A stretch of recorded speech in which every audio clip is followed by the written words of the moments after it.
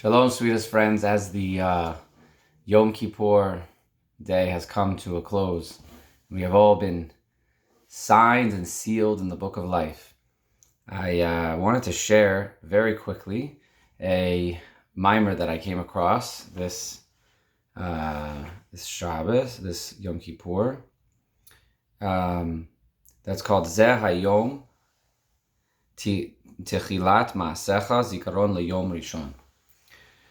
And this Mimer by the Rebbe, I think, reveals why he is considered a Goel Yisrael, a Redeemer of Israel.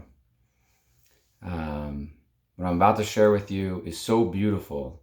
If we approach our service to Hashem like this, and even to ourselves, even with our children, I think it's got redemptive qualities beyond.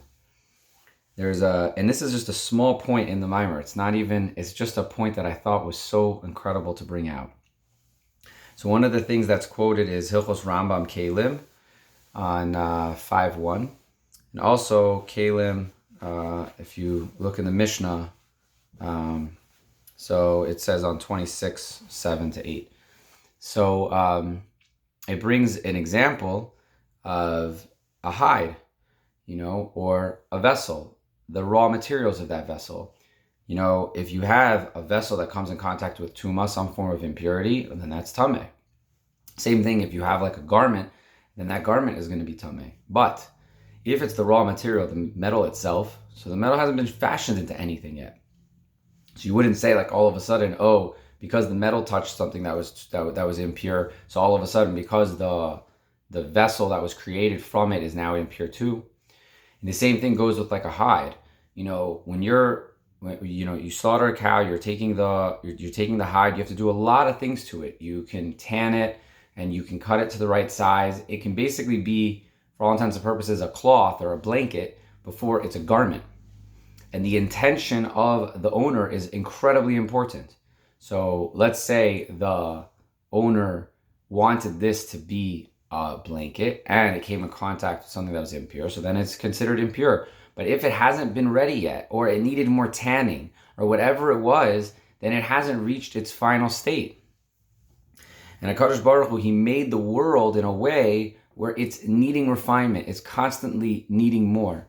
And he's essentially given us a pathway to being redeemed.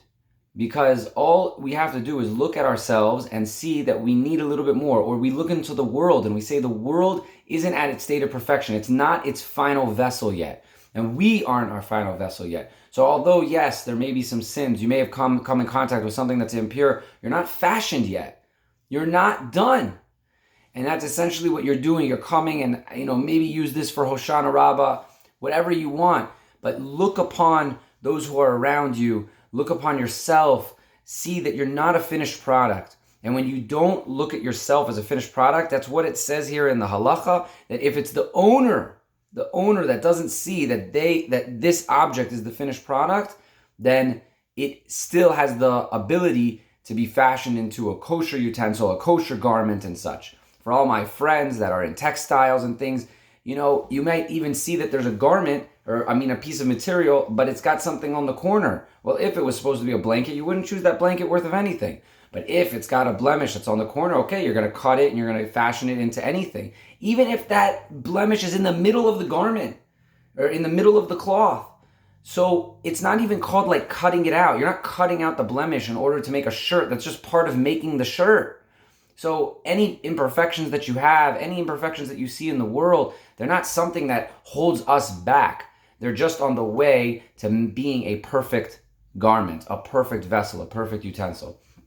And so with this, I think the Rebbe is giving an amazing, amazing insight that there's nothing that's holding Klal Yisrael or each of us back from being redeemed, from being pure, from being one with Hashem. None of us are done. None of us are contaminated. It's not over till it's over.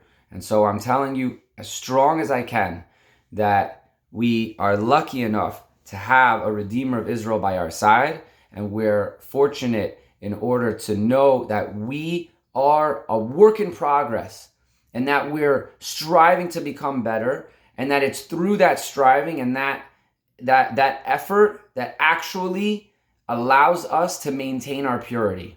That's what it is. You're not done. You should have a blessed year.